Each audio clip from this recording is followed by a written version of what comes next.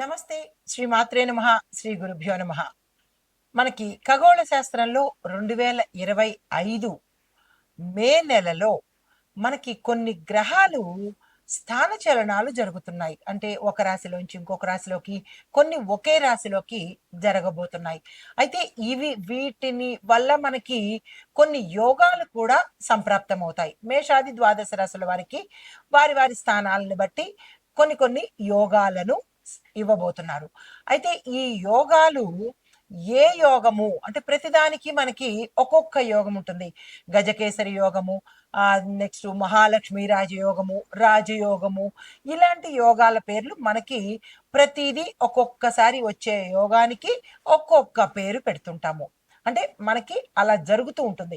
అయితే ఇప్పుడు మనకి మే నెలలో 2025లో కొన్ని గ్రహాలు మనకి ఒక చోట ఏర్పడ్డము, వాటి వల్ల మంచి మంచి యోగాలు ఏర్పడము జరుగుతోంది. అయితే ఈ యోగాలు జాతక చక్రంలో 3, 6, 10, 11 స్థానాల్లో ఈ గ్రహాల యొక్క కలయిక జరుగుతోంది. అయితే ఈ 3, 6, 10, 11 స్థానాలు ఒక్కొక్క స్థానము ఏమిటి అనేది మీకు కొంచెం తెలియాలి కాబట్టి, మూడో స్థానము అంటే కనుక, అంటే ఈ మనకి ఈ జాతకుడికి ఈ 3, 6, 10, 11 స్థానాల్లో కనుక ఈ గ్రహాల సంయోగం జరిగితే వాటిని ఉపచయన స్థానాలు అని అంటారు. ఈ 3, 6, 10, 11ని ఉపచయన స్థానాలు అంటారనమాట. అయితే ఈ ఉపచయన స్థానాల్లో కనుక ఈ గ్రహాలు వచ్చి ఉంటే ఆ జాతకుడికి విశేషమైన అభివృద్ధి, పురోగతి కనబడుతుంటుంది. అయితే ఆ స్థానాలు ఏమిటి ముందుగా మీకు తెలియపరుస్తాను. 3వ స్థానము ధైర్య స్థానము. ప్రతి వ్యక్తికి ధైర్యం ఉంది అంటే ఆ 3వ స్థానం విశేషంగా ఉంది అని గుర్తుపెట్టుకోండి. అయితే ఇది వ్యక్తిగత నైపుణ్యాలను, తర్వాత ఆ సామర్థ్యాలను, ఒక వ్యక్తి యొక్క స్కిల్స్ని, కెపాసిటీని తెలియచెప్పే స్థానము 3వ స్థానము. అయితే 6వ స్థానం ఏంటంటే శత్రుస్థానము. ఈ శత్రు స్థానంలో ఆ గ్రహాలు ఉండడం వల్ల మనకి వ్యాధులు, కష్టాలు, ఇబ్బందులు, ప్రతిదీ మనకి ఇబ్బందిగా ఉంటుంది. ఊరుకూరుకునే వ్యాధులు వస్తుంటాయి, ఊరుకూరుకునే కష్టాలు పరంపరగా వస్తూ ఉంటాయి. ఇవన్నీ కారణము 6వ స్థానం అన్నమాట. అయితే కొంతమందికి అయితే 6వ స్థానము శత్రుస్థానము. ఈ శత్రుస్థానము అనగా ఏంటంటే వ్యాధులు, కష్టాలు, ఇబ్బందులు, తర్వాత శ్రమ చేస్తేనే కానీ మనకి ఫలితం దక్కపోవడాలు, ఇవన్నీ చెప్పేది 6వ స్థానము. మరి 10వ స్థానం ఏంటి అంటే ఇది కర్మస్థానము. ఒక వ్యక్తి చెడు కర్మలు చేశాడా, మంచి కర్మలు చేశాడా అని మనోడితో మనం చెప్పుకోనక్కర్లేదు. మనకి జాతకంలో 10వ స్థానం కనుక చూసినట్టయితే ఆ వ్యక్తి గత జన్మలో ఏమిటి, ఈ జన్మలో ఏమిటి, వాడు చెడు చేశాడా, మంచి చేశాడా అనేది చక్కగా అద్దంలో చూపించినట్టు చూపించేస్తుంది. దీన్ని మనం కర్మస్థానము అంటాము. అయితే ఇది దేని మీద ఇంపాక్ట్ పడుతుంది? వృత్తి, వ్యాపార, ఉద్యోగ, కీర్తి మీద ఇంపాక్ట్ ఉంటుంది. అంటే ఇవి సూచిస్తాయి 10వ స్థానాన్ని. అయితే 11వ స్థానం ఏ స్థానము అంటే లాభస్థానము. ఈ లాభస్థానానికి లాభం దేని వల్ల వస్తుంది? సంపాదన వల్ల లాభం వస్తుంది. లేదా అంటే ఆశీర్వాదాల వల్ల కూడా లాభాలు వస్తాయి. అంటే బ్లెస్సింగ్స్ అన్నమాట. మనం బ్లెస్సింగ్స్ని ఈజీగా తీసేస్తుంటాము. ప్రతిదీ డబ్బుతోనే కొలుస్తాము. కానీ మనకి ఎప్పుడైతే ఆపత్కాలంలో బ్లెస్సింగ్స్, ఆశీర్వచనాలు కూడా చాలా ఉపయోగపడతాయి. దాన్ని కూడా కొట్టిపారేయకండి. డబ్బు కనబడుతుంది, ఆశీర్వచనము కనపడకుండా మనిషికి బలాన్ని, శక్తిని, ధైర్యాన్ని కూడా ఇస్తూ ఉంటుంది. ఎవరైనా బ్లెస్సింగ్స్ ఇస్తే కనుక నో అనకండి, తప్పనిసరిగా తీసుకునే ప్రయత్నం చేయండి. అయితే కొంత అనుకూలతను కూడా, అంటే మీరు చేసే పనిలో అనుకూలతను ఇచ్చే అవకాశము ఈ 11వ స్థానంలో ఉంటుంది. ఇవి ఉపచయన స్థానాలు 3, 6, 10, 11. అయితే ఈ స్థానాల్లో గ్రహాలు సంచరించడం వల్ల మనకి వృద్ధి కలుగుతుంది. వృద్ధి అంటే గ్రోత్, డెవలప్మెంట్, అభివృద్ధి అన్నమాట. అయితే ఈ సమయంలో మనకి కొన్ని గ్రహాలు వృద్ధిని కలిగించబోతున్నాయి ఈ మే నెలలో. అందుకే ఈ మే నెలను వృద్ధి యోగము అని అంటారు. అయితే ఈ వృద్ధి యోగంలో ఎక్కడ ఏర్పడుతోంది అంటే వృషభ రాశిలో ఏర్పడుతోంది. వృషభ రాశిలో ఏర్పడుతున్నందువల్ల వృషభ రాశి వారికి మిగతా గ్రహాల అంటే మిగతా రాసుల వారికి కూడా ఫలితాలను ఇవ్వబోతుంది. అయితే వృషభ రాశి వారికి ఎలాంటి ఫలితాలు ఉండొచ్చు అంటే ఈ యోగాలు శుభ ఫలితాలు, గృహ ఫలితాలు అంటే గృహాలు కొనుక్కోవడము, శుభ ఫలితాలు, భూములు కొనుక్కోవడము, ఇట్లాంటి విషయాల మీద ఎక్కువగా వృద్ధి జరిగే అవకాశం కనబడుతోంది. అయితే రాహు, కేతు, గురు, శని ఈ గ్రహాల యొక్క సంచారంలో అంటే మనం ఇందాక చెప్పుకున్న వృద్ధి యోగానికి రాహు, కేతు, గురు, శని ఈ గ్రహాల కదలిక, సంయోగము అక్కడ ఉండడము జరుగుతోంది. అయితే ఈ 4 ఈ స్థానాల్లో ఉండడం వల్ల, ఈ రాసుల్లో ఉండడం వల్ల ఏమిటి ఉపయోగము అంటే కనుక ఆర్థిక, సామాజిక, వైవాహిక జీవితాల్లో అనుకూలము, అభివృద్ధి, పురోగతి గోచరిస్తోంది. అయితే విశేషాలు ఏమిటి ఇలా దీనివల్ల అనే విషయాన్ని చెప్పుకుంటే కనుక ఈ వృద్ధి యోగాలు 3, 6, 10, 11లో సంచారం చేయడం వల్ల ఉద్యోగ వ్యాపార రంగాల్లోనూ అభివృద్ధిని కూడా సూచిస్తున్నాయి అన్నమాట. ఇందాక అనుకున్నవే కాకుండా ఉద్యోగస్తులకు, వ్యాపారస్తులకు కూడా వృద్ధిని సూచిస్తున్నాయి. అయితే గృహయోగం ఎలా కలుగుతుంది అంటే కనుక ముందుగా వృషభ రాశి వారికి 2025లో గృహయోగం ఉంది. అంటే గృహ నిర్మాణం చేసుకోవచ్చు, గృహాన్ని కొనుక్కోవచ్చు, గృహ సంబంధిత విషయాల్లో కూడా వృద్ధి అనేది గోచరిస్తోంది. అయితే రాహుకేతు సంచారాల వల్ల కొన్ని రాసుల వారికి ఆశించిన ఫలితాలు కూడా మీరు ఏ ఫలితాలు అయితే ఆశిస్తారో అన్ని రంగాల్లో ఉన్న వాళ్ళకి ఆ ఫలితాలను అందజేయబోతున్నారు ఈ రాహు కేతువులు. అయితే మరి గురు సంచారం యొక్క ఉపయోగం ఏమిటి? గురు ఏమిస్తున్నాడు అంటే గురు మే 15 తర్వాత తన సంచారంలో మార్పులు చేసుకుంటున్నాడు. దీనివల్ల ఏమవుతోందంటే కుటుంబ పరంగా ధనము, వ్యక్తిగతంగా వ్యాపార పరంగా ధనం రావడము, కుటుంబ జీవితాల్లో కలహాలు పోయి అనుకూలత రావడము, వివాహ పుత్ర సంతాన యోగాలు కలగటము, ఇలాంటివి కుటుంబ పరంగా ఇవ్వబోతున్నాడు గురు సంచారం వల్ల. అయితే మరి శని సంచారం వల్ల ఏమిస్తున్నాడు అంటే మంచి మంచి మార్పులు మీరున్న స్థానం నుంచి విశేషమైన స్థానానికి ఏ రంగంలో ఉన్న వాళ్ళైనా సరే విద్యార్థుల దగ్గర నుంచి ప్రతి ఒక్కళ్లకు ఇందులో ఉండే వారికి వారు ఉన్న స్థానాన్ని మీరు గమనించుకోవచ్చు. నిన్నటి వరకు ఎక్కడ ఉన్నారు, ఇప్పుడు ఎక్కడ ఉంటున్నారు అనేది చిన్నగా మార్పులు అనేవి మీకు చోటు చేసుకుంటాయి. తర్వాత మరి సూర్యుడు శని ఇద్దరు కలిసి కూడా సంయోగం చేస్తున్నప్పుడు సూర్య శని సంయోగం ఏర్పడడం వల్ల హార్డ్ వర్క్ ఎవరైతే చేస్తారో వారికి కూడా ఈ సమయంలో విశేషమైన ఫలితాలు వస్తున్నాయి. అయితే మరి ఇంకొక యోగం కూడా మనం చెప్పుకోవచ్చు, గజకేసరి యోగం కూడా. ఈ గజకేసరి యోగం కొన్ని రాశుల వాళ్ళకి శుభ ఫలితాలు ఇస్తుంది, మరికొన్ని రాశుల వాళ్ళకి మిశ్రమ ఫలితాలు కూడా ఇవ్వబోతోంది. అయితే శుభ ఫలితాలు ఎక్కడిస్తున్నాయి అంటే కనుక ఉద్యోగ వ్యాపార రంగంలో ధన లాభము, వైవాహిక జీవితంలో సుఖ సంతోషాలు, వివాహ యోగము, సంతాన యోగము, గృహ నిర్మాణము, ఆరోగ్య సమస్యల నుంచి విముక్తి కలగటము, ఇటువంటివన్నీ కలుగుతాయన్నమాట. అంటే ఈ వృద్ధి యోగంలో గజకేసరితో యోగాలకు ఎలాంటి యోగాలు కలుగుతున్నాయో అలాంటి ఫలితాలనే ఇందులో కూడా మనము చూడబోతున్నాము. అయితే కొన్ని రాశుల వాళ్లకు సమస్యలు కూడా వస్తున్నాయి. ఎక్కడైతే బాగుందో దాని వెనకాల సమస్య కూడా ఉంటుంది కదా. అయితే దీనిలో సమస్యలు ఉన్నప్పటికీ దాన్ని పరిష్కారం చేసుకునే శక్తి, చేసుకునే అవకాశము కూడా ఈ గ్రహాలే మీకు ఇస్తున్నాయి. మీరు కేవలం నిమిత్త మాత్రులనమాట.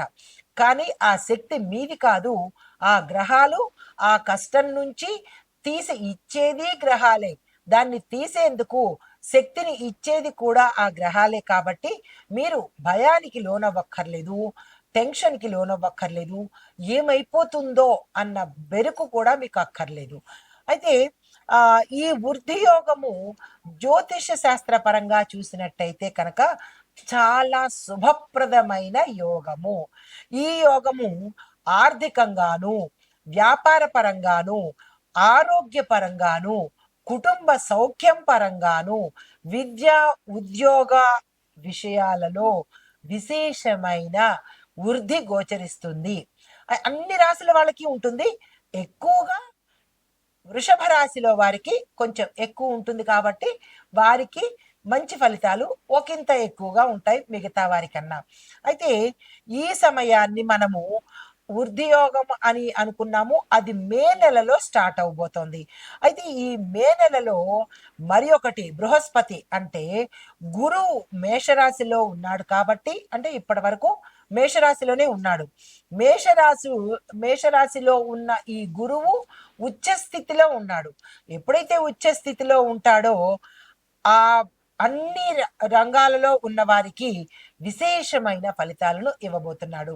అయితే ఇది వృద్ధి యోగం యొక్క ఆ సంపూర్ణ సమాచారము. అయితే ఇప్పుడు మనము మేషాది ద్వాదశ రాశుల వారికి ఏ రంగంలో అభివృద్ధిని ఇస్తున్నారు, ఈ స్థానాల్లో ఎటువంటి అభివృద్ధి ఉండబోతోంది అని సవివరంగా మీకు తెలియచేసుకుంటాను.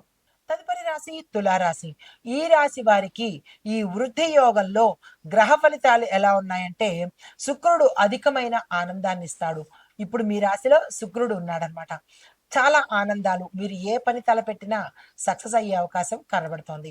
అయితే విద్యార్థులకు చూసినట్టయితే ఆర్ట్స్, డిజైనింగ్, హోటల్ మేనేజ్మెంట్లో చదువుతున్న విద్యార్థులకు మంచి అవకాశాలు రావడము, మీరు క్యాంపస్ ఇంటర్వ్యూస్‌లో సెలెక్ట్ అవ్వడము, లేదా విదేశాలు వెళ్ళాలి అని అనుకున్న వాళ్ళకు విదేశాలు వెళ్ళే అవకాశము, ఇలాంటి మంచి మంచి డెవలప్‌మెంట్, గ్రోత్, పురోగతి అన్నీ కనబడుతున్నాయి.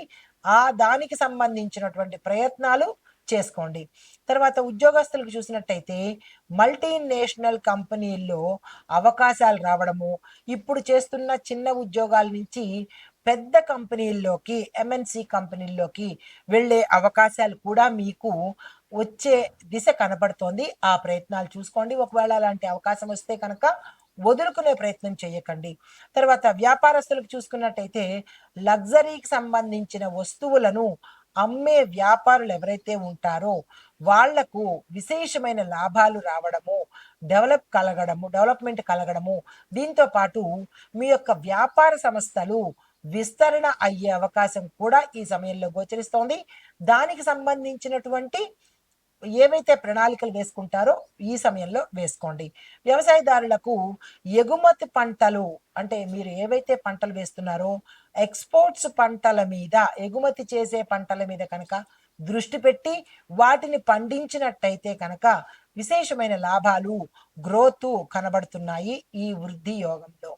తర్వాత ఆరోగ్యం పట్ల చూసినట్టయితే కనుక చర్మ సంబంధిత సమస్యలు రావడము, వ్యాధులు రావడము, ర్యాషెస్ కావచ్చు, లేదా అంటే ఇరిటేషన్స్, ఇంకా పెద్ద పెద్దవి కూడా చెప్పడం బాగుండదు. చర్మ సంబంధిత వ్యాధులు వచ్చే అవకాశం కనబడుతోంది. తగు జాగ్రత్తలు తప్పనిసరిగా తీసుకోండి. అయితే కుటుంబ పరంగా చూసినట్టయితే భవిష్యత్తు ప్రణాళికలు ఏవైనా మీరు వేసుకోవాలి అని అనుకుంటే కనుక ఈ సమయంలో చక్కని పునాదిలా అవుతుంది. తప్పనిసరిగా వేసుకోండి. వివాహం కాని వారికి, సంతానం కోరే వారికి కూడా ఈ సమయం చాలా చక్కగా ఉంది. శుభవార్తలు వింటారు. కోర్టు పరంగా కూడా మీకు ఒక ఎలా ఉంటుందంటే మీ పట్ల తీర్పు వచ్చి ఉల్లాసంగా, సంతోషంగా ఉండే అవకాశం కూడా ఈ సమయంలో కనబడుతోంది. దీంతో పాటు భూమి, వస్తు, వాహన, గృహ యోగాలు కూడా కలిసి వస్తున్నాయి. దానికి సంబంధించినటువంటి ప్రయత్నాలు చేసుకోండి. తర్వాత ఐటీ కంపెనీల్లో చూసినట్టయితే డిజైన్ టూల్సు, యూజర్ ఇంటర్ఫేస్ రంగాల్లో పనిచేస్తున్న వారికి విశేషమైన అభివృద్ధి గ్రోత్ కనబడుతోంది. ఆ ప్రయత్నాలు చేసుకోండి. హస్తకళల వాళ్ళకి చూసినట్టయితే ఫ్యాషన్ డిజైనింగ్ రంగంలో మీకు మంచి పేరు ప్రఖ్యాతలు రావడము, వినియోగదారులు పెరగడము, మీకు ఏదైతే అనుకుంటారో ఆ అనుకున్న దిశ వైపు ప్రయాణించే అవకాశము, మీ డ్రీమ్స్ సక్సెస్ అయ్యే అవకాశము కనబడుతోంది.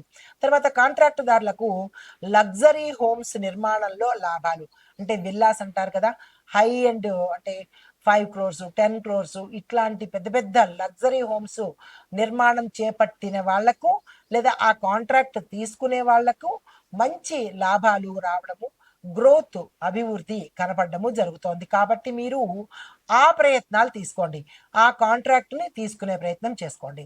తర్వాత రాజకీయ రంగంలో చూసినట్టయితే కనుక ప్రజల్లో ఆకర్షణ పెరుగుతుంది, మీ నాయకత్వం పట్ల నమ్మకం ఏర్పడుతుంది. సినిమా రంగంలో చూసినట్టయితే కనుక శృంగార సంబంధిత కథనాలు కానీ, స్మైల్ బేస్డ్ సినిమాలు కానీ చేసినా కానీ, డైరెక్షన్ చేసినా కానీ, లేదా అంటే రాసినా కానీ విశేషమైన గుర్తింపు వచ్చే అవకాశం కనబడుతోంది. అయితే క్రీడాకారులు చూసినట్టయితే కనుక క్రీడా అంటే మీరు ఏదైతే ఏ క్రీడల్లో అయితే ఆడుతున్నారో ఆ క్రీడల్లో కొంత కృషి చేసి అంటే మీరు యాడ్ల ద్వారా కావచ్చు, లేదా అంటే ఏదైనా ప్రమోషన్స్ ద్వారా కనుక మీరు బయటికి వెళ్ళినట్టయితే గుర్తింపు కలగడంతో పాటు ఆఫర్స్ వచ్చే అవకాశం కూడా గోచరిస్తోంది. మీకు చెప్పదగిన వృద్ధి మంత్రము ఓం శుక్రాయ వృద్ధికరాయ నమః. ఈ మంత్రాన్ని ప్రతి శుక్రవారం రోజు 16 సార్లు, మిగతా రోజులు అంటే ఈ వృద్ధి యోగం ఉన్నన్నాళ్ళు కూడా 108 సార్లు చదువుకునే ప్రయత్నం చేసుకోండి.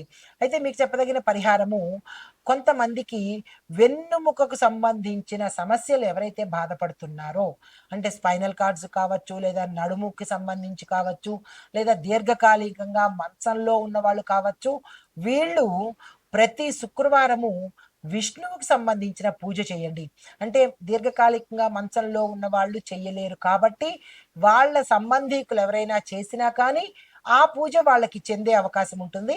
లేదు లేచి నడుచుకుని లేదా కుర్చీలో వీల్ చైర్లో కూర్చుని ఉన్నవాళ్ళు ఇలాగా మీ ఓపికను బట్టి, మీ స్వాంతనను బట్టి విష్ణు పూజ చేసుకున్నట్టయితే ధన్వంతరి సంబంధించినటువంటి ధన్వంతరి అన్న విష్ణుమూర్తే కాబట్టి ఆ ధన్వంతరి స్వామివారిని ప్రత్యేకంగా స్మరించుకుంటూ విష్ణుమూర్తికి కనుక చేసినట్టయితే ఈ వెన్ను సంబంధిత ఆ రోగాలు పోయే అవకాశము, కొంత మెరుగుపడే అవకాశం కనబడుతోంది. వెన్నుపూస అంటే స్పైనల్ కార్డు నడుముకి కాళ్లకు సంబంధించినవి కాబట్టి జాగ్రత్తలు తప్పనిసరిగా తీసుకుంటూ, నేను ప్రత్యేకంగా చెప్పేది ఏంటంటే మీరు నేను ఇచ్చే ఈ వృద్ధి మంత్రాన్ని చదువుకుని మీరు లేచి నడవాలి, మంచం నుంచి లేచి అందరిలాగా నడవాలి, వీల్ కుర్చీలోంచి లేచి నడవాలి అని కోరుకుంటూ కనుక నేను ఇచ్చే ఈ మంత్రాన్ని కనుక ఇందాక ఇచ్చాను కదా వృద్ధి మంత్రము, దాన్ని చదువుకుని కనుక దీక్షగా చేసినట్టయితే తప్పనిసరిగా మీ యొక్క వ్యాధి తగ్గుముఖం పట్టి అందరిలా నడిచే అవకాశం కనబడుతుంది. అయితే ఇది మాత్రము మీరు ప్రతిరోజు చదువుకునే ప్రయత్నం చేయండి. మిగతా వాళ్ళు 16 సార్లు చదువుకోండి, మీరు 108 సార్లు చదువుకోండి. ఇది ఈ రాశిలో ఉండే వారికి చెప్పదగిన వృద్ధి మంత్రము, పరిహారాలు, సూచనలు. నమస్తే.